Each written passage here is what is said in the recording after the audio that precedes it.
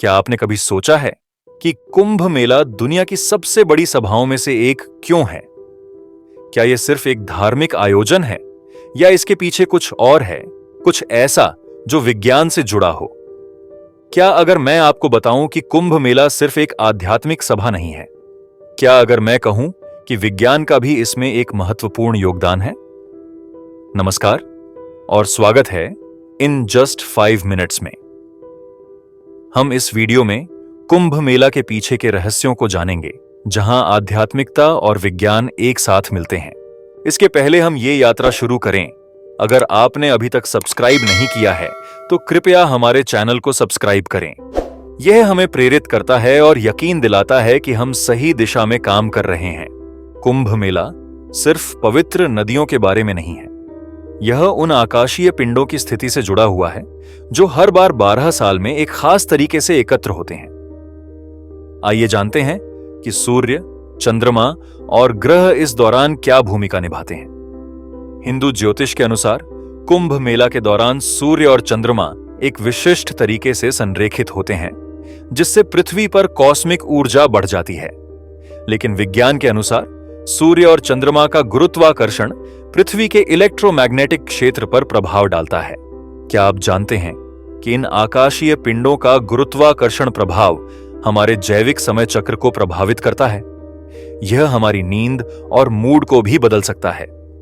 अब सोचिए, जब करोड़ों लोग इस ऊर्जा के प्रभाव में एक साथ होते हैं, क्या आपको लगता है कि आकाशीय संरेखणों का मानव ऊर्जा पर प्रभाव हो सकता है?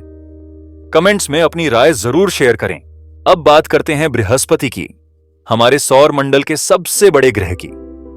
इसे ज्योतिष में आशीर्वाद दाता कहा जाता है और कुंभ मेला के समय यह ग्रह अपनी स्थिति से महत्वपूर्ण भूमिका निभाता है। जब बृहस्पति मेष राशि में आता है तो यह आध्यात्मिक नवीकरण का संकेत माना जाता है। लेकिन यहां एक दिलचस्प बात है, बृहस्पति का गुरुत्वाकर्षण प्रभाव अन्य ग्रहों की गति को प्रभावित करता है और यहां तक कि पृथ्वी के मैग्नेटिक फील्ड में भी बदलाव करता है। क्या आप जानते हैं कि शनि ग्रह भी इस समय महत्वपूर्ण भूमिका निभाता है? शनि की वापसी गति कुंभ के समय को शुद्धि और कर्म से जोड़ती है। क्या आपको लगता है कि बृहस्पति और शनि जैसे विशाल ग्रह हमारे जीवन को प्रभावित कर सकते हैं? कमेंट में अपने विचार जरूर शेयर करें। लेकिन यही नहीं, कुंभ मेला की पवित्र नदियां, खासकर गंगा, भी एक महत्वपूर्ण भूमिका निभाती हैं। हम जानते हैं कि ये नदियां आध्यात्मिक रूप से शुद्ध करने के लिए मानी जाती हैं।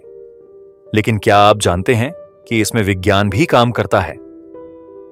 पानी एक मैग्नेटिक कंडक्टर है और कुंभ के दौरान इन नदियों का पानी विशेष शुद्धिकरण गुण प्रदान करता है। वैज्ञानिक अध्ययन बताते हैं कि इन नदियों के पानी में ऐसे लाभकारी बैक्टीरिया होते हैं जो हमारी सेहत को लाभ पहुंचाते हैं। लेकिन इसके अलावा कुंभ मेला के दौरान जो आध्यात्मिक शुद्धि होती है, उसका मानसिक स्वास्थ्य पर भी गहरा असर पड़ता है। क्या आप मानते हैं कि पानी का प्रभाव सिर्फ आध्यात्मिक है या इसके पीछे कोई वैज्ञानिक कारण है? अपने विचार हमें नीचे कमेंट्स में बताएं।